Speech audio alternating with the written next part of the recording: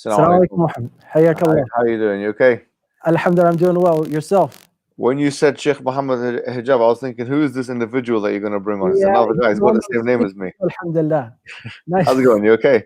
I'm very well, alhamdulillah. Alhamdulillah. Nice to have you with us. The last time you were in the States or in California in particular, Yes, I believe 2018, around April. that's correct. Yeah. Yes, alhamdulillah. I had a debate in Sacramento Absolutely, yes.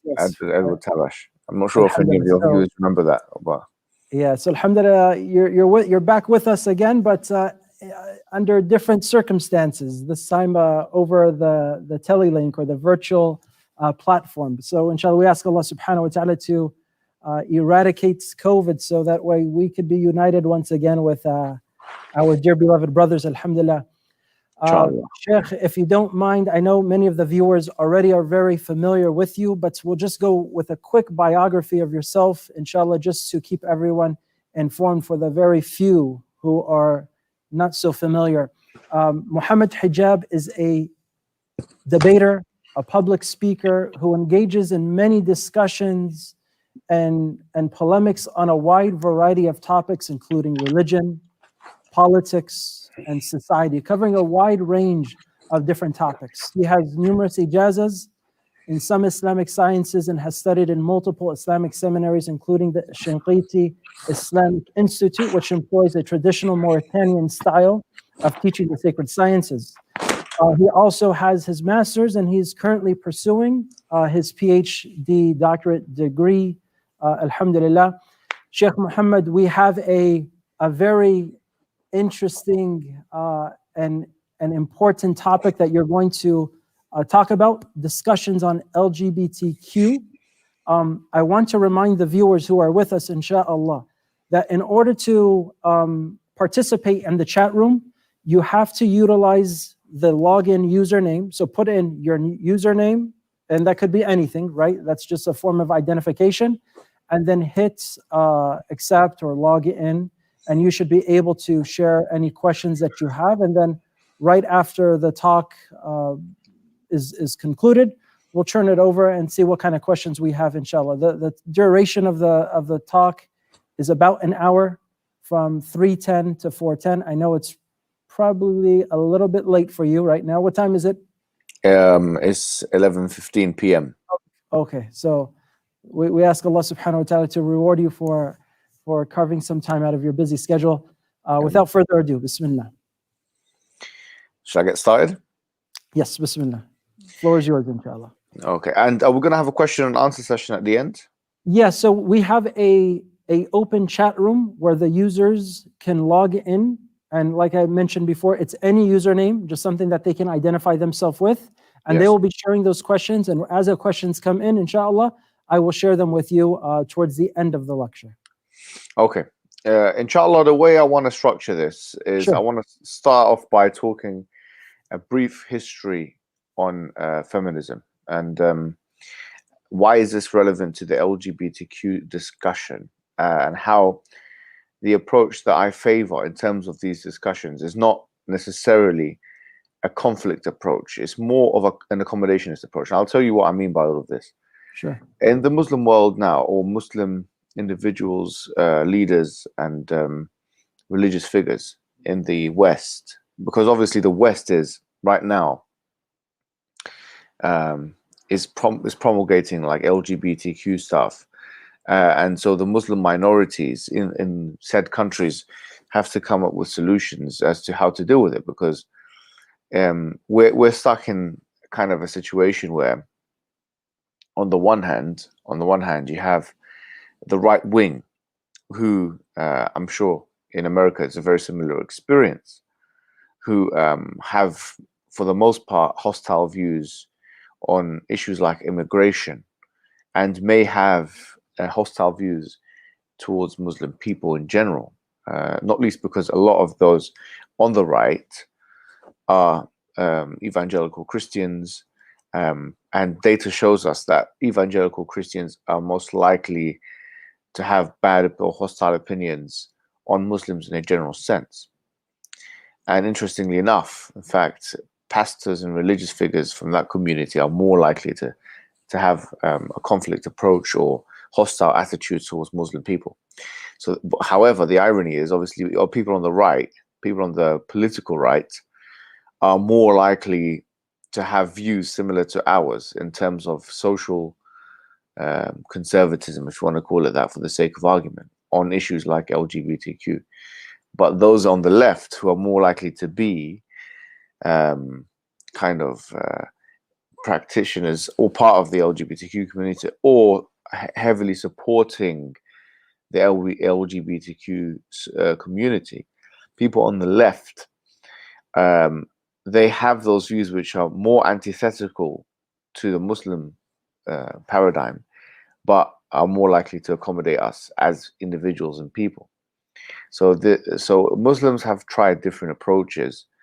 In America, for example, Yaqeen Institute, and from what I understand, from what I've gathered, speaking to them and looking at their publications, they're a group of individuals who kind of see that leaning towards the left, having kind of an accommodationist approach with the left, is probably more in the maslahah or in the common interest of the people, whereas other individuals online and elsewhere from the Muslim community in America and also in other parts of the West have a confrontational approach with for example, members of the LGBTQ community and or the left generally. And so their jargon will be quite similar to the jargon of evangelicals, but ironically, they will not be supported by them. And you see, we're kind of in between two things here. As Muslims, we're in between, on the one hand, the approach A is the approach where we kind of ally ourselves or align ourselves with the left. And I use the term loosely. And the advantage of that is that we will be guaranteed more rights, or that they will, to use a term, quid pro quo, they're more likely to kind of defend our rights back. But the disadvantages, which we're seeing with the Yaqeen approach, for example, is that young people cannot tell the difference between what is objectionable Islamically from a spiritual perspective and what is not. Whereas on the other hand, there are big problems with the other approach as well. The other approach is confrontational to the very people who are most likely to support Muslim rights. And so we're losing out if we adopt a completely confrontational approach with the LGBTQ community. So I think there are two approaches. Both of them have their advantages and disadvantages. But for me, I think there is a middle ground. And so the approach I'm promulgating, or that I want to push forward today, is the same approach that I speak about in my book, Fifth Wave Feminism. Because what I decided to do is I spent some years obviously doing political philosophy in the undergraduate years, the formative years of my own development, and then after that I did one of my master's degrees, and I spent a lot of time in the gender studies department in SOAS University of London, which is particularly left-leaning. So it's probably the most left-leaning university maybe in the whole of the UK, actually. And so I spent a lot of time with people from the queer community, from the trans community. My professors were transgender. And funnily enough, we did have a good, communication with each other. And I spent a lot more time listening than I did talking, because I wanted to know what are the usul, or what are the principles that we're dealing with here. And at the end of it, I published some things, some essays, maybe 6 in number. I believe it's 6 in number. And I made it into a book called Fifth Wave Feminism, which was actually peer-reviewed, if you want to put it that way, by my professors who were queer study specialists. And in that, I was grappling with the idea about approaches, because I had been exposed to the two approaches that kind of exist in the Muslim world as it stands with minorities. And quite frankly, I was not happy with either of those approaches. I always felt like, on the one hand, the Yaqeen approach is more capitulatory and compromising, and it allows a kind of micro-liberalism, micro-feminism to penetrate the cultural atmosphere in the Muslim world, and it blurs the lines. And I thought, on the other hand, this other approach, with some brothers online like Daniel Haqiqachu and others who I think believe at one point lived in California, I thought it was a bit too confrontational. I thought it was not, it's not the approach that's going to put us in the right place. So what is the right approach? I believe that we should be working within this system of their own assault, and making an argument from that.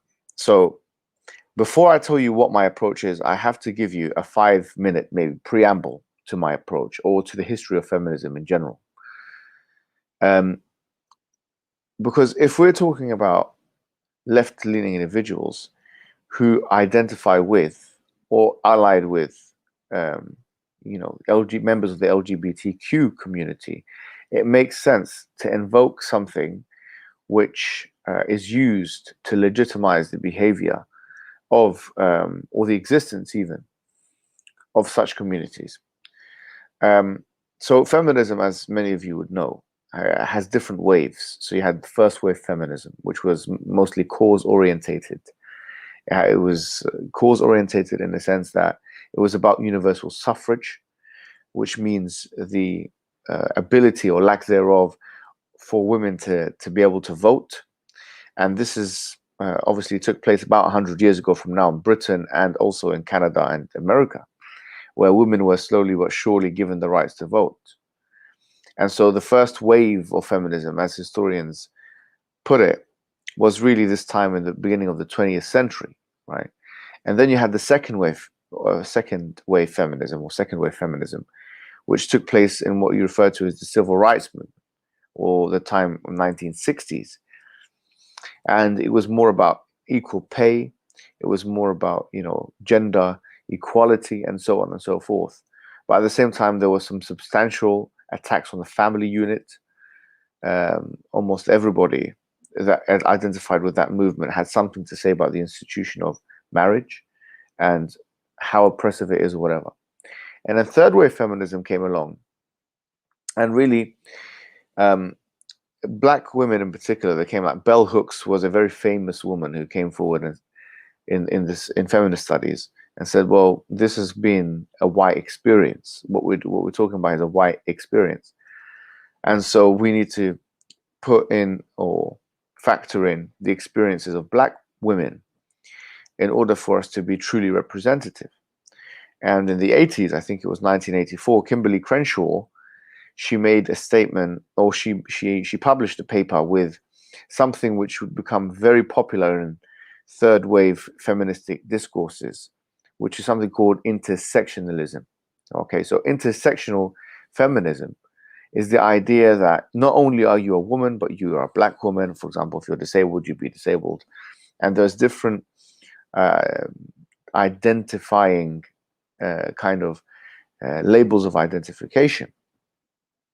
And so here it allowed for more inclusivity, people that were black, people that were disabled, and no doubt people that were homosexual as well. The LGBTQ community was fully integrated into the third wave approach. And so this is really the kind of abbreviated summary or history of feminism. I've written a book called Fifth Wave Feminism because I make the following argument. And in fact, I make an argument I would want to read out from the book that I've written, because I feel like if I do it that way, it would be more effective. So this is the argument I make. Okay, a complex intersectional approach which has the propensity to renegotiate gender categories to either a logical point of non-importance or primary importance is required. Now, what do I mean by that? What I mean by that is, if you're saying to someone, a woman or a man or whatever, because feminism shouldn't just deal with women. Now remember, queer studies and third wave feminism, it deals with all kinds of people: men, women, black people, white people, people of ethnic groups, different sexualities, whatever it may be. If we say, and this is the argument I basically make, if we say that people should be able to represent themselves in whatever way they want to represent themselves, and they can hierarchize their own gender kind of labeling. So, for example, if a black person finds that their tribe is the most important thing that identifies them, because obviously tribe is important, especially in the African experience, for instance, right? Then that African man or woman can decide, okay, well, tribe is most important. And then after that is gender, or then after that is disability, or after that it may be religion, wherever it may be. But the argument is, if you allow people to hierarchize their own labels in this process referred to as the intersectional approach, then what could eventually happen is that gender becomes irrelevant to the discussion. Like technically it can become irrelevant. Or the theory of justice, which underpins what are the right transactions, can be chosen to be something other than something which is celebrated in the European experience. In short, if you're truly a feminist and you believe in intersectionalism, you believe in this idea that you're not just a woman, you're a black woman, you're a religious woman or irreligious woman, you are wherever it may be, you are disabled, you have a tribe that you associate with. I've just mentioned 5 levels of identification. If such identification needs to be mentioned, and that someone can use 5 labels for who they are, then it should be conceivable within that framework of intersectional feminism that someone, say, is a Muslim, and their theory of justice is an Islamic one, not an egalitarian second wave theory of justice. So in other words, they don't believe in an absolute equality. They believe in the rules of Quran and Sunnah. They believe in the madhahib al-arba'a, whatever it may be, the 4 schools of thought. If someone fits that criteria, then within the intersectional approach, we would say understanding intersectionalism properly would entail that someone who's a woman, for example, a woman who is religious, Muslim, or otherwise, she is as much justified in hierarchizing her own identification labels as anybody else. And thus, if she wants to live a life of Quran and Sunnah, for instance, wherein which some of the rights of women are different to those of men in inheritance, in marriage and divorce, and whatever it may be, then she has the right to do that. And not only does she have the right to do that, no one has a right to object to that. Because the moment the white woman, if you use that term proverbially, decides, no, these theories of justice, or the Islamic theories of justice, incapable of providing the kind of equality that is required for a woman to, to function in the way that she should be able to function, in order for her to be liberated in the way that she should be liberated. The Islamic theories of justice don't accommodate that. The moment she starts speaking in that way, she's imposing her theory of justice on another woman, which in fact would be intersectionally, from an intersectional perspective, a futile endeavor. And moreover, it will be a type of colonial feminism, because if the woman says, well, this is how you should be living, now the white woman gets to choose what, say, the black woman or the Arab woman or the Chinese woman or whoever it may be, how she should be governed. And so what's happened, if you want to use second wave terminology, if this takes place, is that instead of the patriarchy being a man, it was just being replaced with a white woman. So, instead of it being a white man, now it's a white woman leading the patriarchy. So the voices of those individuals who are otherwise voiceless, like black women in tribal Africa, sub-Saharan, or even Saharan Africa, or the Middle East, or wherever it may be. Those voices are not prioritized when theories of justice are being made. And what we've been able to see is that white women in particular, and moreover, maybe after the 70s and 80s, black women more so as well, but all under the remit of Western women, those individuals have had the privileged position of being the ambassadors of all women in the world. And this white savior mentality, where those women are required in order to tell us what's going on and how we should behave ourselves, but basically how we should behave in the Middle East and Africa, are just imposing their own will. So they fall into the patriarchy, and they become a substitute for that. So that's another point. A third point here, which needs to be made, is that how does the LGBTQ community factor into this whole discussion? Well, on the intersectional approach, they identify maybe more with sexuality than they do with gender, or if not, they at least prioritize sexuality. Now, they would argue that, you know, people are being persecuted in all kinds of countries, and homosexuals are not given the equal opportunity to exist as honest and respectable citizens as the rest of the citizens. Now, the fact of the matter is this: those individuals who are part of the LGBTQ community, they in fact are benefiting from, you see, they are benefiting from existence in the liberal West. However, they are a minority, and Muslims are another minority. What tends to happen is something referred to as homo nationalism, which is also in my book referred to as fifth wave feminism. Homo nationalism is basically where you scapegoat in another community in order to get your own rights. So we need to be aware of what homo nationalism is, because if we don't even know what the term is, so we can't defend ourselves, you see, as a community. We're almost having our arm twisted.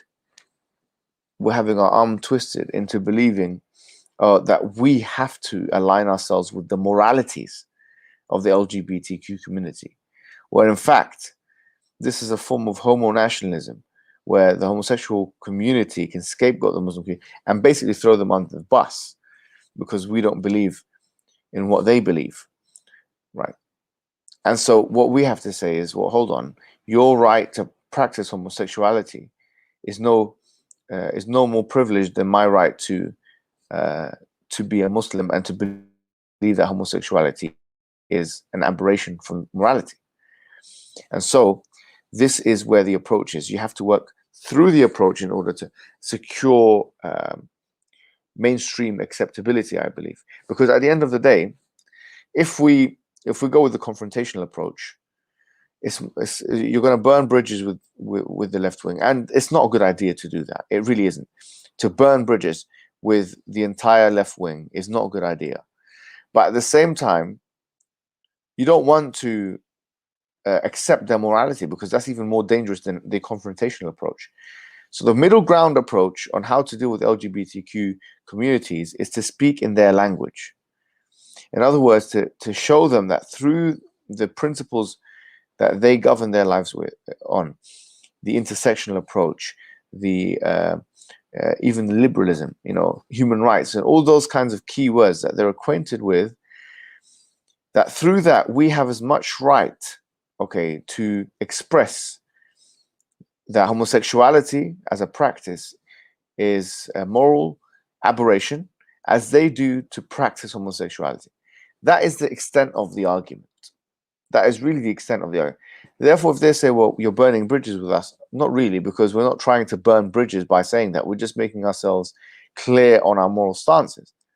And moreover, it's like, for example, a vegetarian. Okay, I might be a vegetarian, which I'm not, by the way, but I might be a vegetarian, you see, and be opposed or morally opposed to people eating meat. But it doesn't mean that I'm trying to burn bridges with them or to try and condemn them or be vegophobic or metophobic or whatever it may be.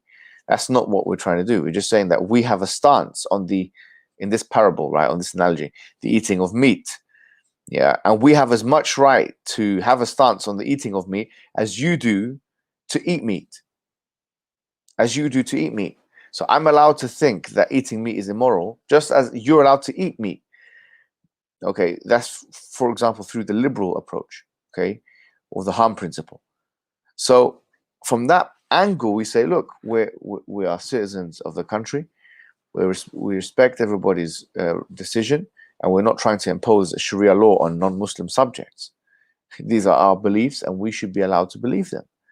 And it's really as simple as that. And there's nothing philosophically or constitutionally or legally that should stop us from being able to make that clear-cut distinction.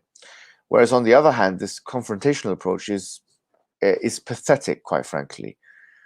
You know, it's pathetic, talking and making jokes and humiliating the homosexual community. It's not the way of Lut, quite frankly. You know, alayhi salam. We don't see people. He's very serious in what he is saying, and he gives them options. You see, he gives homosexuals in the Quran. He gives them options.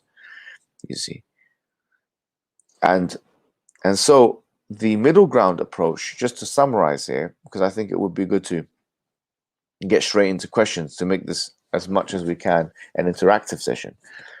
To summarize, I believe we should be, as a community of Muslims, we should be making the argument. And we should be making the argument using their language, because they don't believe in Quran, they do not believe in Sunnah. So if you mention to them the Quran says this, the Sunnah says that, that's not their language. The language is the language of intersectionality, homo nationalism, liberalism, the constitution, human rights. Bring a cocktail of these terms and know how to basically elaborate or articulate a case for rejecting the practice of homosexuality, and if in fact telling people to stop it. I mean, that's our freedom of expression and speech. That's on the one hand, and burning bridges on the other hand. We're not trying to burn bridges, or even go with the confrontational approach, because quite frankly, it's a barrier to da'wah. It is a barrier to da'wah. If you go with the confrontational approach, people are not going to listen to what you have to say. You are disgusting. It's an abomination. How can you do that? The people that are in the West who engage in LGBTQ activities are just not ready to hear that kind of thing. And if they do, they will just shut off. They will just shut off. And you have not done your job of da'wah, because it's not bil hikmah wal maw'izat al hasana if you go with the confrontation approach, because you know it's going to have a negative effect. You see, so I don't believe in that approach, and I think that approach is a foolish approach. It doesn't get anyone anywhere. You can still be very cordial and diplomatic and speak the truth. Yeah, you know, say in a way which is most خاطب الناس على قدر عقولهم. You know, as I think Ali ibn Talib narrates in Athar, which means speak to the people on their level, basically. Speak to the people on their level. Don't give them something they're not ready to hear. And you guys know, because most of the people probably listening to me have spent at least 5 or 10 years in America. So they know the culture.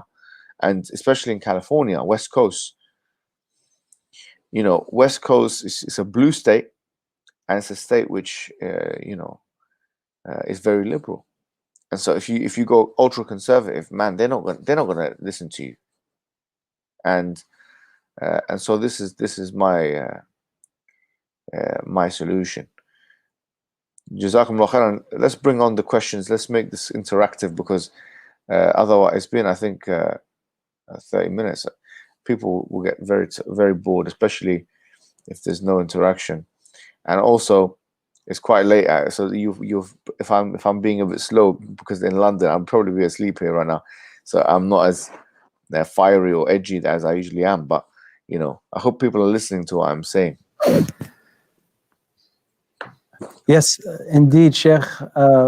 We do have some questions that came in, and we can pause, inshallah, if you would like, just to get that interaction as well. Yeah, let's get some questions and answers. I think the whole thing here really is about interactivity. Otherwise, it's just like a YouTube lecture, which we don't want to do. Absolutely. So let me read off this question here. And once again, for those who are online in the chat box or in the chat room, once again, you do not have to open an account or enroll or log in. You simply just have to type in your username and hit the enter button, and that should take you into the chat room so you can plug away your questions that you have. So, and this one is more about, I guess you would say, advice. So somebody says, Assalamu alaikum. One of my friends is a great software engineer, and as such wants to apply to a big tech company like Facebook, like Google. However, he's very skeptical about working at a place which actively propagates LGBTQ+. So there's plenty of media, posters, and the likes, and also as part of the culture. I guess, a lot of these corporations embrace it, and not only embrace it, but propagate it as well. The job would be really good for him in his life, but he's put off from simply applying because of this. What would you suggest? I would suggest that he ask that. It is a fatwa issue. This is a mas'ala kind of which requires fatwa. So I would say that you have some really good people in your masjid who are much more qualified and knowledgeable than me in fiqh, which I would suggest that you ask, because this is a fatwa issue. It's not really an issue of da'wah, if you want to put it that. Sure. And we do have another one. Yeah. How would you go about navigating these discussions with folks? I mean, there is a lot of sensitivity, I guess you would say, with bringing about one's Muslim beliefs, one's thoughts about, our side of things, our interpretation, our understanding. A lot of people are very hesitant because of this culture clash, or because of this, oh, you're that type of Muslim, or you're very extreme, or you don't go with mainstream media in terms of what the beliefs are. How would we navigate those type of discussions, or opening them up with certain demographics? There's no right answer here. There's not one right answer, because it really does depend on the relationship said person has with the end user. Because at the end of the day, it could be someone that you are your colleague at work, and you might be seeing them every single day, or at school or university, which you guys call college. So you might be seeing that person every single day, and so to ram, religion down their throat, or shove it down their throat, they might not like it. In England, I mean, in Britain, the culture is people don't like forceful kind of in conversations about dawah, about religion, generally speaking. So if it's a colleague of yours, you have to kind of stretch your efforts out throughout. Maybe if you're working with them every single day, stretch your efforts out so it doesn't become too obvious what you're trying to do. But enough that if they're curious to know about your religion or something, give them a chance to come and ask yourself, because you want it to be organic and natural and seamless, and not contrived,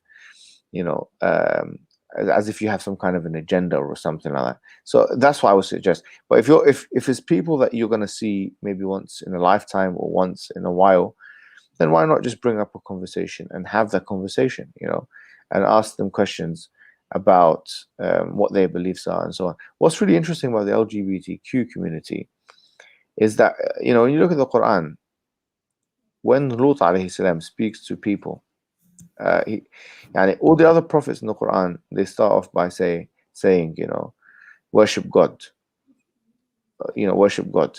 But Lut alayhi salam, if you look at like the 8 or 9 mentions that he has, he doesn't start by, he's the only prophet really that is in the Quran that does not start by saying worship God. If you think about it, right? He starts by saying, أَإِنَّكُمْ لَتَأْتُونَ الرِّجَالِ وَتَقَطَعُونَ السَّبِيلِ وَتَأْتِينَ فِي نَادِيكُمُ الْمُنكَرِ. For example, right? أَإِنَّكُمْ لَتَأْتُونَ الرِّجَالَ شَهْوَةً مِّن دُونِ النِّسَاءِ. And so on. These ayat that say that you go. So he actually deals with homosexuality first. If it's a homosexual person, and I was thinking, and this is maybe me just having tadabbur out loud, but pondering over the verse out loud. Perhaps the reason why he's an istithna, or an exception, is because homosexuality is such an intrusion to the fitrah, to the disposition, that if someone is practicing or has moralized that action, the receptivity that they will have to dawah and to worshipping one God would be seriously diminished. And so that is the elephant in the room. And quite frankly, we have to be brave enough, if we have friends, colleagues, or family members that are moralizing homosexual behavior, to have conversations with them where we ask them questions, about that, and to put a spanner in the woodworks or throw the cat in with the pigeons. You're going to have to attempt it. And obviously, in terms of the kind of arguments you can make, you can just put my name, Mohammad Hijab, and then you can put like homosexual or something like that. You'll see my conversation with homosexuals and what kind of arguments I like to make.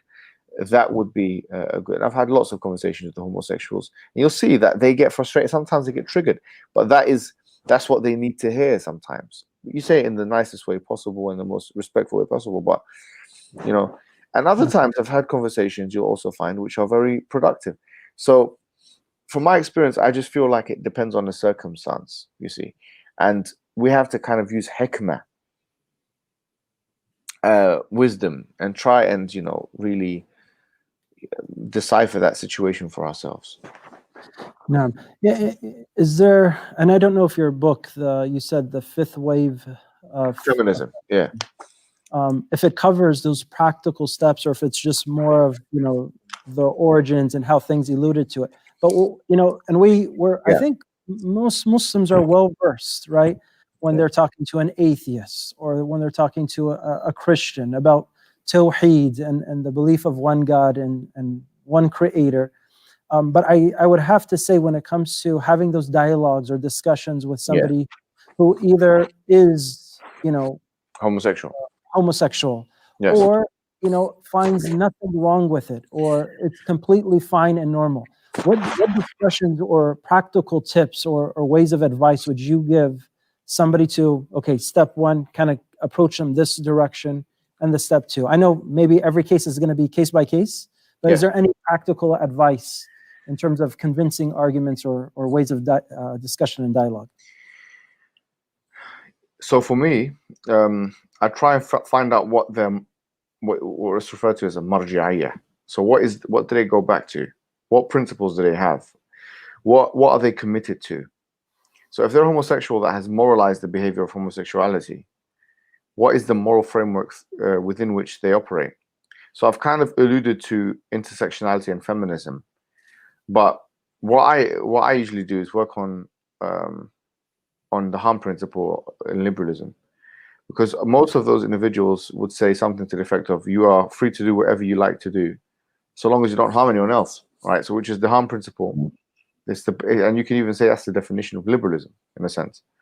So if they operate on such a worldview, then ask them questions. So what do you think about incest? And this is probably one of the main questions I ask individuals who are homosexuals. What do you think about incest? Sex between a man and a man, a brother and a brother, or a brother and a father, or a son and a father, or even women, sister and sister, for example, homosexual types of incest, or indeed not heterosexual types of incest, but where contraception is used. Because if you don't say contraception is used, they'll say, well, you got deformed babies that can come out as a result, which is harmful. So they may try and make an argument from that. But if you take that out, and a lot of this is the questions, one of the staple questions I ask people who are homosexuals in videos that have now got hundreds of thousands of views, which if you want to watch how I kind of deal with it, you can put my name, and once again, you put homosexuality. You'll see I've had 2 or 3 encounters with homosexuals, and I ask them that this is one of the main questions. And what they say, they get triggered, quite frankly, but I'm sure that somewhere in their mind, they're thinking about the question I asked them, because if the premise is that you can do whatever you want so long as you don't harm anyone else, then sex between a man and a man, or a brother and a brother, or brother and a son and a father, whatever, all of that stuff becomes quickly legitimized. Now they may, if they say, yes, we believe in incest is allowed or whatever, then the question is, do you oppose the fact that the West, America and the UK and European countries and all these countries have not had, for a long time, incest has been illegal? And when was the last time you talked about incest rights? Ask them those questions, because more often than not, they would not have spoken about incest rights. And so if when you start, the first step one is to know what their marja'iyya is, or what their source of reference is when it comes to moral philosophy. So if they mention intersectionality, then we can work on the what I've just said throughout the talk. If they say liberalism, or if they mean it, then we can ask them those kinds of questions and interrogations. But the main thing is for them to have some kind of source or some kind of reference point which you can refer to. Yeah. So mashallah, we've been getting a few more questions. Maybe we can go through that next one here. Yes. Somebody says, do you have any examples of how, let me see here. Oh, just one again. Do you have any example of how you approach someone who is LGBTQ and giving them da'wah and maybe they accepted Islam? No, to be honest. The only homosexuals that, you know, I have examples of speaking to homosexuals who were Muslim and that they wanted to get away from it. But I was actually just making this point. They're the least likely demographic, right, to convert to religion, not just Islam, to any religion. They are the least likely of all demographics, and there are a few demographics which are very unlikely to embrace Islam. And like, for example, the Jewish community is, for some reason, it's very unlikely. If you talk about Christian communities, they are likely, depending on what country. So, for instance, in Egypt, where I'm originally from, the Coptic Christians are much less likely to convert to Islam, although they are the majority, and Egypt is one of the most populous Muslim countries. Coptic Christians are least likely to become Muslim. Maybe even Igbo and Yoruba Nigerians, because even though there's a huge number of Nigerian Muslims from the Hausa tribe, but for tribal reasons and for cultural and social reasons, they don't. So there are demographics of people who are unlikely to convert to Islam, and I would probably put on the top of the list, if you wanted to call them that, the homosexual community. They're very difficult to convert, because we're talking about strong shahawat. We're talking about these people who have very powerful impulses, a lot of them, to the same sex, and they know they don't want to feel the guilt of being Muslim. And I think that even goes back since from the time of Lut alayhi salam, the struggle and issues or difficulties that he dealt with his community as well. I think Sister Sarah shared a question. It was 3 different statements, but maybe if you could group it into one. I wasn't too clear on the questions. Here's another one. What are your thoughts on the reason for the rapid growth of the LGBTQ community in the recent years? And it just seems like, I don't know if it's the help of social media, but it seems like everywhere you look and churn, there's more and more of it, or more propaganda being spread about it. One of the main reasons, although it's kind of easy to gauge, is because populations have soared. I mean, I don't know if there's any studies to say that as a percentage or ratio of the population that it has increased. It may be the case. I just don't know, because now it's just more socially acceptable for someone to come out and publicly declare it. So these kinds of things are difficult to gauge. Now that we have over 7 billion people on the face of the earth, and the white races, if you want to call them that, or Europe and its extensions, which the Americas part of extensions of Europe, are a huge part of the population, and the social liberalism has made it morally acceptable for homosexuality to be there. And social liberalism has replaced, for all intents and purposes, to a large extent, Christianity as the dominant ethic in the West. And that, with the passing of new legislations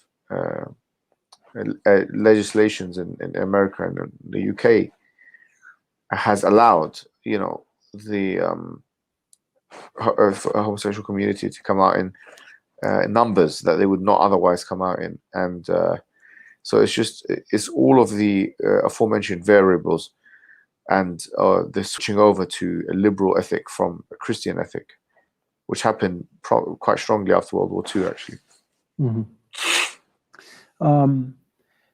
Maybe you could touch on this question here. When it comes to being attracted to the same sex, it's not just mental, as this person has questioned, but it also feels biological, as our bodies physically react to being aroused. What do we do when we are trying to be our best Muslim, but our bodies don't respond to what Allah has made halal or lawful for us? Is it more of a biological or physical attraction, as they're getting at, where, hey, it's not me, this is just how I naturally feel? This is the problem. A lot of before, when the DSM, the psychological manual that kind of categorizes what are psychological ailments and problems and so on, it didn't put homosexuality, I think, at one point was actually part of that. And so psychiatrists and psychologists, people that are associated heavily with the field, especially psychoanalysis, they could offer solutions to these kinds of things, like what's referred to as free association, hypnosis. I don't know to what extent all these things are effective, but I know that there are many cases that have spoken to me that people have tried hypnosis and it has worked for them. The problem is, of course, if you're in a state that no one's going to have the same ethics as you, they're not going to try free association hypnosis or cognitive behavioral therapy, whatever it may be, therapeutic, to try and kind of eradicate the problem and make it better. But really and truly, in a nutshell, if we believe that this is a physiological aberration and something which is problematic, then it would require psychological intervention. And what one has to try and do is find an individual who's trained, not necessarily as a psychiatrist, because psychiatrists in the UK, at least, they just deal mostly with prescriptions. Mostly, I mean, you go into their office, they'll give you prescriptions and tell you to get out. So some kind of a counselor, some kind of individual to really, because sexuality is deep in the unconscious mind. If we take Freudian psychology seriously, the psychosexual stages of development, the early child, these stay with the human being for a long time, and you'll find that so much is there in the unconscious mind which makes someone physiologically attracted or repelled by certain things and external stimuli. And there are lots of studies that have actually been done to show that a lot of homosexuals feel they have a sexual tendency or inclination towards the same gender because they've been abused as a child or molested or something like that. There's great data for that. I mean, it's so easy to prove. And these traumas need to be identified by trained professionals, and especially because we're talking about the unconscious mind, that stuff needs to resurface into the conscious mind, and then you can try and disentangle it, and that may fix the issue. But in general, I mean, I'm not working in the field of psychology, so once again, this is kind of outside of my pay grade, or even out of my field of interest or study. But from what I've had, my just like cordial and normal conversations I've had with people who are homosexuals, I tell them things which seem maybe counterintuitive or very obvious. So this was an effective exchange I had with someone. They were saying the same thing. They said that they're not basically sexually attracted to the opposite gender. I said to them, sorry, let me just add to it. So I said to him, look, I said to him, how comes? How comes? He said, well, because that's just the way it is, blah, blah, blah. I said, no problem. I said, and this is going to get explicit. Can I get explicit here, or are the children watching or something? There might be some families, so maybe we could... Should we just, okay, yeah. No problem. But basically, I won't go into the explicit detail, but I'll just say one thing. I gave him the analogy of coffee. I said, "Do you Yes. drink?" I said, "Do you drink coffee?" Person said, "Yeah, I drink coffee." I said, "Did you always like coffee?" You know, he said, "No, I hate it." I'm sure. Would you drink coffee? By the way, you. I do. Yeah, but when Yeah. you first had it, how old were you when you first had that coffee? I know the first time I tried it, I did not like it at all. It's bitter, isn't it? It So was. it's really an acquired taste.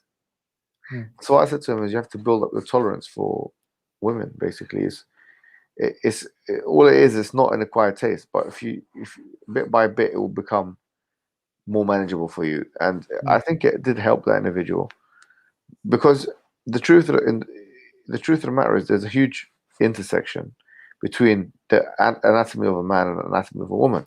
So if you're attracted to men, the woman has a lot of things that the man has, in terms of anatomy. So you can manipulate your own behavior, really, I think, from a psychological perspective. And that is, I think, the starting point. The starting point is for you to know that you can actually change your sexual behavior. You can change your sexual behavior. You can condition yourself. Many people have changed their sexual behavior. Some people realize, they come out of the closet, or whatever the term they use. You can change your sexual behavior based on conditioning. And so when you know that that's possible, and you seek the right kind of guidance, then things start to fall into place. Absolutely. We have about 5 minutes, and we still have about a few questions, actually 6, 7, 8 questions. But just out of what, in terms of what we got here, let me see if I could. And you might have already touched on this. What is your advice for us in our behavior at a workplace, or your advice to the young adults who are not seeing this issue as a sin in Islam? Well, these people, for all intents and purposes, have left the fold of Islam, unless they're completely ignorant. They need to be called to Islam from the very beginning, because if someone doesn't realize that the Quran is completely condemning this act, I don't see how they can maintain that and their Islamic faith at the same time. So they need to be called to Islam from the very beginning. If they've rejected the fact that Islam does not allow sexual behavior between man and man, and that one needs to be done to them as if they are disbelievers. No. Taib. We kind of talked about this already. How does one guide a family member or a loved one back to the path of Allah when they have become part of the community? Let me just read through these questions, and then we can see how can we explain to our youth the Muslim stance on LGBTQ. Here's another one. My children are 11 and 9. My oldest asked me, what is LGBTQ? What's the best way to tell them, and what should I tell them? Nowadays, even if you're careful, it's all in the shows and advertisements. Any thoughts? I know these are just a few questions. Anything that sticks out as probably a hot topic that should be addressed? It's important that you own the conversation, and you tell them what needs to be said in the most subtle way possible.